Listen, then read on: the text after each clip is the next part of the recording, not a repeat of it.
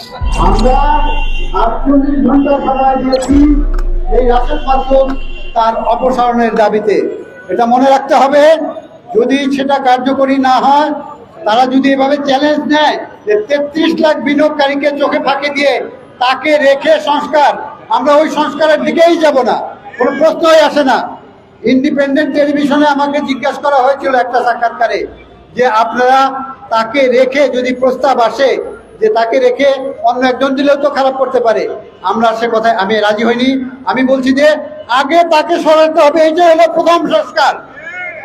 লক্ষ হাজার কোটি টাকা যে লুটপাট করে এই মানুষকে রাস্তায় নেমেছে, লাশ ফালিয়েছে, আত্মহত্যা করেছে মানুষ, তাকে রেখে কোনো আলোচনা নেই।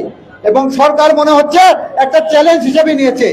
জনগণ জনমত উপেক্ষা করে ওনারা যা চাচ্ছেন তাই। গত রবিবার আমার কথা বললে আসলে ভিতরের কষ্ট বের হতে থাকে। গত রবিবার যমুনায় আপনারা দেখেছেন, আমার মনে হয়েছে পঞ্চ পাণ্ডবের হাসির প্রতিযোগিতা। পঞ্চ পাণ্ডবের হাসির প্রতিযোগিতা হয়েছে গত রবিবার যমুনায়। আর তারা হাসছে, বিনিয়োগকারী কাঁদছে, বুক ফেটে কাঁদছে। এই বাস্তবতায় যদি উনি না বুঝেন, তাহলে আমরা বলতে বাধ্য হব, যা করলে যা হয় আমরা তার জানা আছে। আমাদের সাথে যোগ দিতে চাচ্ছে, আমাদের সাথে একাত্মতা ঘোষণা করেছে বাংলাদেশ নাগরিক পার্টি, একাত্মতা ঘোষণা করেছে এবং আরো তাদের ভূমিকা আশা করছি, ইনশাল্লাহ আমরা পাবো। আমরা চাচ্ছি না যে বেজ্জতি হয়ে রাশেদ মাসুদ বিদায় নিক, 48 ঘন্টার ভিতর সসম্মানে উনি বিদায় নিক, তারপরে সংস্কারের প্রশ্ন আসুক। ডক্টর ইউনূস যদি চায় এই দেশে পুঁজিবাজারে বিনিয়োগ করে এমন ভালো হতে পারে যে তার কোনো শেষ নাই। ওই বিদেশি এক্সপার্ট এনে লাগবে না, বাংলাদেশি যথেষ্ট। রাশেদ মাসুদকে সরিয়ে যে কোনো একটা যোগ্য লোককে দিয়ে উনি যদি ঘোষণা দেন যে আমি বিনিয়োগ আনবো, ওই এক্সপার্ট না এনে আপনি বিনিয়োগকারী আনেন, চীন থেকে আনেন, যে সমস্ত ইউরোপ থেকে আনেন, যারা আপনাকে ভালোবাসে, যারা আপনাকে পছন্দ করে, আমেরিকা থেকে আনেন। কিন্তু ওই রাশেদ মাসুদকে সুন্দর করে চেয়ারে বসে আর 33 লাখ বিনিয়োগকারীর সাথে তামাশা করে, hypocrisy is nothing but A hypocrite. আমরা বুঝতেছি এই হিপোক্রেটকে সরাতে হবে, অন্যথায় এই পুঁজিবাজার ভালো হবে না। অন্যথায় আমরা সেই আন্দোলনে যাব যে আন্দোলনে দাবি করলেই সেটা কার্যকরী হয়। আমি ইঙ্গিত দিয়ে বলছি এবং আবারও বলছি স্পষ্টত, সরকারের উদ্দেশ্যে বলছি, আপনার মঙ্গলের জন্য বলছি, জনমতকে উপেক্ষা করবেন না। বাংলাদেশের একটা জেলা, বিশেষ জেলা আমি বলছি, চট্টগ্রামকে আপনি আরেক গোপালগঞ্জ বানাবেন না, তার পরিণতি কি হয় জানেন? আমি অত্যন্ত দুঃখের সাথে বলছি, আমি যেহেতু নির্দলীয়, আমি আগে পরিচয় দিয়েছি, আমার কোনো দল নাই, আমার দল একটাই, 33 লাখ বিনিয়োগকারী, তাদের জন্য আমার নেতৃত্ব, এটাই আমার দল, এটাই আমার পরিচয়, এছাড়া আমার আর কোনো পরিচয় আমি মনে করি না। আমি বলছি আরেকটা কথা, যদি আপনি সেটা ভাষা না বোঝেন, তাহলে আপনাকে আরেকটু স্মরণ করে দেই, আপনি কিন্তু শেখ হাসিনার মতো কাজ করতেছেন। শেখ হাসিনার মতো কাজ করতেছেন, যে কারো কথা শুনে নাই, সবাই তারে ইয়েস স্যার বলছে, আর উনি ওনার খেয়াল ক্ষতি মতো যাকে বসাইছে চেয়ারে তাকে সরায় নাই।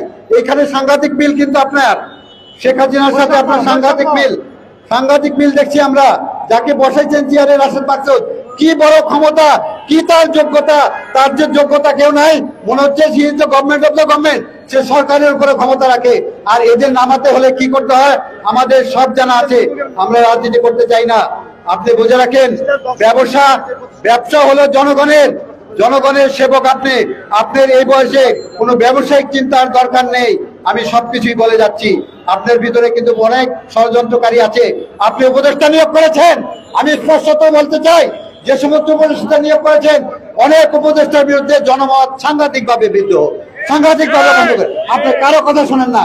আপনি যাকে বসাইছেন তাকে, যদি আপনি এরকম বলতে চান, আপনি যদি এরকম কথা বলতে চান যে আপনি পারতেছেন না, বলেন আমাদের 33 লাখ বিনিয়োগকারী আপনার যোদ্ধা হয়ে যত প্রকার অন্যায় দুর্নীতি আছে সব মুক্ত করার জন্য আপনার পিছনে দাঁড়াবে।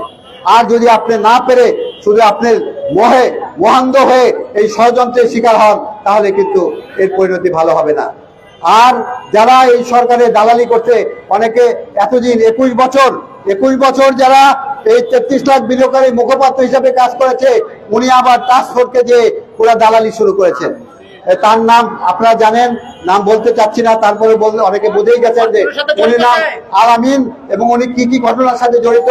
আমরা নেক্সট টক শোতে তাকে ধরবো ইনশাআল্লাহ, অগ্রিম ঘোষণা দিয়ে রাখলাম। দালালি করে ব্রোকারেজ হাউসের অনেক লোক তারা আহাজারি করছে, তাদের হাউস শেষ হয়ে যাচ্ছে, ধ্বংস হয়ে যাচ্ছে, কর্মচারী ছাঁটাই হচ্ছে, হাউস বন্ধ হয়ে যাচ্ছে। এর মধ্যে কিছু ব্রোকারেজের মালিক বা কিছু কর্তৃপক্ষ তারা দালালি করছে রাশেদ মাকসুদের। দালালরা সাবধান, জনশক্তির কাছে কিন্তু সব ডুবে যায়। শেখ হাসিনার মতো স্বৈরাচারী সরকার সে কিন্তু পালিয়ে যেতে বাধ্য হয়েছে। ফলে আমি আরেকটা কথা বলছি, আমার নামেও এখন সমালোচনা বের হবে যে উনি কোন দলের কোন মতের।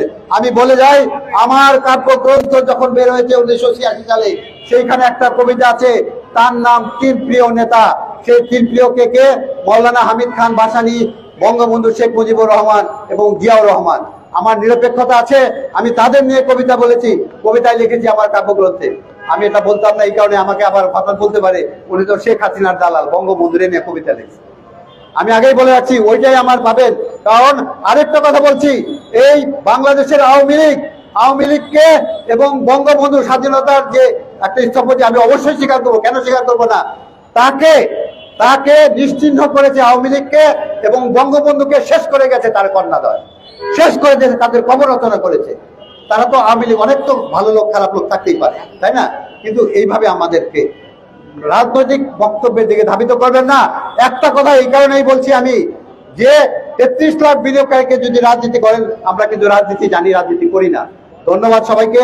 আবারও স্মরণ করে দিচ্ছি, 48 ঘন্টা 48 ঘন্টা 48 ঘন্টা যদি না যান, তাহলে আমরা পরবর্তী কি পদক্ষেপ নেই ধীরে ধীরে জানতে পারবেন, খুব দ্রুতই জানতে পারবেন। 48 ঘন্টার মধ্যে আমরা পরবর্তী কর্মসূচি জানাবো। ধন্যবাদ।